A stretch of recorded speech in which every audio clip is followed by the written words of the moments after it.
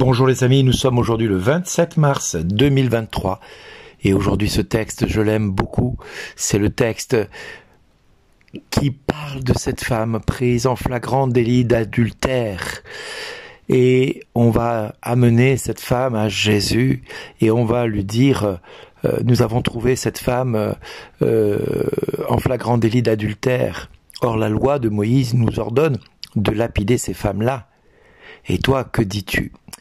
Et oui, frères et sœurs, si l'évangile de Jean nous invite vraiment à ouvrir nos oreilles et notre cœur, c'est sur une seule des conditions qui me semble essentielle à comprendre. Quand nous voyons quelqu'un commettre un péché, qui sommes-nous pour l'accuser ? Qui sommes-nous pour condamner cette personne qui a commis un péché? Certes, cette femme a commis l'adultère, je ne nie pas la chose, et personne ne peut le nier puisqu'elle a été prise en flagrant délit d'adultère. Mais quelque part, où est l'homme qui était avec elle? La loi ne nous en parle pas. Seule la femme était coupable. Et dans beaucoup d'histoires de notre société, nous voyons beaucoup les femmes rabaissées, humiliées, condamnées par les hommes. Parce que c'est plus facile de montrer du doigt la femme qui est à l'origine de tous les maux de la terre. C'est comme ça que les hommes la voient. Vous comprenez? Si Adam est tombé dans le péché, c'est à cause d'Ève. Hein. C'est pas de sa faute à lui. Il était pour rien. Lui, il a fait que croquer dans la pomme. Hein. Mais c'est Ève qui a été tentée. C'est elle qui a tenté Adam. Et quelque part, c'est elle dont tous les maux de la terre dépendent. Si les hommes vivent autant de difficultés, c'est à cause de la femme. C'est bien connu, hein. On va pas se mentir, on va pas se... Et pourtant, que va faire Jésus? Jésus ne va regarder aucun de ceux qui accusent ces femmes. Jésus ne va regarder aucun de ceux qui les accusent. Pourtant, ces hommes vont être capables de dire à certaines des femmes que nous voyons aujourd'hui dans notre société, tu ne portes pas de foulard, tu es lapidé. Tu ne portes pas le voile comme tu devrais le porter et tu vas être lapidé. Et c'est la même histoire du temps d'Israël. Cette femme était prise en flagrant d'adultère, l'homme était épargné, mais la femme allait être condamnée par les hommes. Parce que la faute venait d'elle, forcément. L'homme n'y était pour rien, il a fait que succomber à son charme. Mais excusez-moi, Dieu n'a-t-il pas donné à l'homme l'intelligence? Dieu n'a-t-il pas donné à l'homme la capacité de se contrôler aussi? Si l'homme a cédé, il est autant coupable que la femme et la femme autant coupable que l'homme. Et il n'y a pas de personne moins coupable que l'autre. Et c'est pour ça que Jésus ne va regarder aucun d'entre eux parce que son regard a été jugement. Mais il ne veut pas les regarder pour ne pas les juger. Il va baisser son regard. Il va s'amuser à écrire sur le sol des dessins, des lettres, des chiffres, peu importe ce qu'il écrit.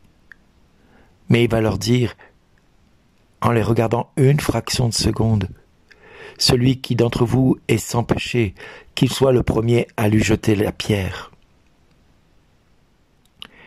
Et il se baissa à nouveau pour ne pas les regarder, pour ne pas les mettre devant cette évidence à laquelle ils allaient être confrontés. Seul lui pouvait jeter la pierre, mais il ne l'a pas fait. Et il n'a pas voulu en arriver là. Et les hommes vont se regarder un à un, et ils vont regarder leur vie, et ils vont se rendre compte, du plus âgé au plus jeune, qui n'était pas meilleur que cette femme, qui n'était pas meilleur non plus que cet homme qui n'a pas été condamné, qui ne risquait pas d'être condamné parce qu'il était un homme. Et au bout d'un moment, tous les hommes vont quitter ce lieu, Jésus va se retrouver seul avec cette femme, et la regardant, il va lui dire, femme, où sont-ils donc tous tes accusateurs? Et la femme répondit, personne, Seigneur, là, personne ne t'a condamné? Eh ben oui, personne ne m'a condamné. Alors moi non plus, je ne te condamne pas, va et désormais ne pêche plus. Et j'ai envie de te dire, mon frère, ma sœur, nous approchons de Pâques maintenant, alors il est plus que temps. Quel que soit le péché que tu aies commis, ce soit l'adultère ou autre, il est plus que temps que tu ailles reconnaître ton péché devant l'Éternel. Quel que soit ton péché, si c'est d'avoir volé, tu as volé, va demander pardon à Dieu.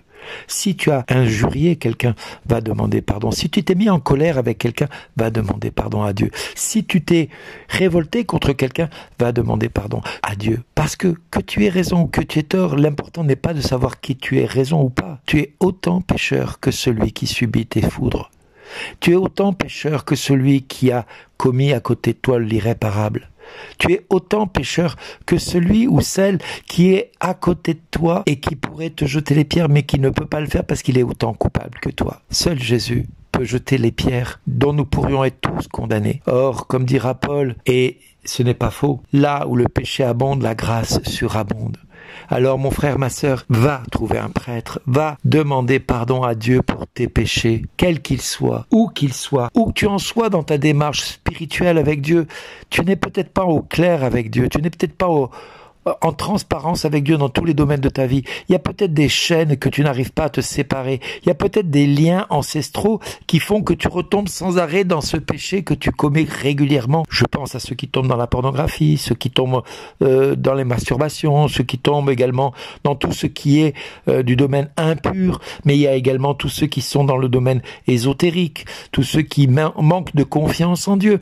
Ceux qui ont une langue bien pendue. Oui, cette langue bien pendue qui va dire des vérités sur notre frère, sur notre sœur, mais qui sont considérées comme de la médisance. C'est des vérités. Tu as vu comme il est grosse celle-là? Tu as vu comme il est gros celui-là? C'est la vérité. Mais en même temps, c'est de la médisance. Alors vous allez me dire, mais on n'arrête pas de commettre des péchés. Ben oui, c'est vrai. Nous commettons tous des péchés. Nous ne pouvons pas nous prétendre meilleurs que le voisin. Nous ne pouvons pas nous prétendre meilleurs que l'autre. Mais nous pouvons nous repentir. Laissons notre voisin avec son péché. Laissons-le face à sa conscience. Demandons à Dieu de l'éclairer. Demandons à Dieu de rétablir en lui la lumière du Saint-Esprit sur sa vie. Et laissons notre frère gérer son problème de pécheur avec Dieu lui-même. Cessons de le condamner.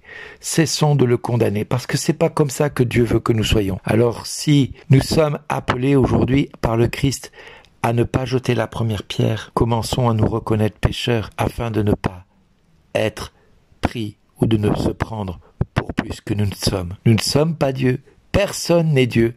Que tu sois serviteur ou servante de Dieu, que tu sois prêtre, prophète ou roi, tu es pécheur par l'origine d'Adam et Ève. Et quel que soit le péché que tu as commis, cesse de répéter sans arrêt le fait que c'est plus fort que toi et que tu n'y peux rien. Non, tu peux quelque chose. Tu peux changer ta vie en allant te confesser, en demandant à Dieu l'assistance dans ton péché. Et lui viendra au secours de tes faiblesses. Parce que le psaume est clair à ce niveau. Il est vraiment clair. Le Seigneur est mon berger, je ne manque de rien. Sur des prés d'herbes fraîches, il me fait reposer. Il me mène vers les eaux tranquilles et il me fait revivre. Il me conduit par le juste chemin pour l'honneur de son nom. Sois béni et à bientôt. Merci d'exister.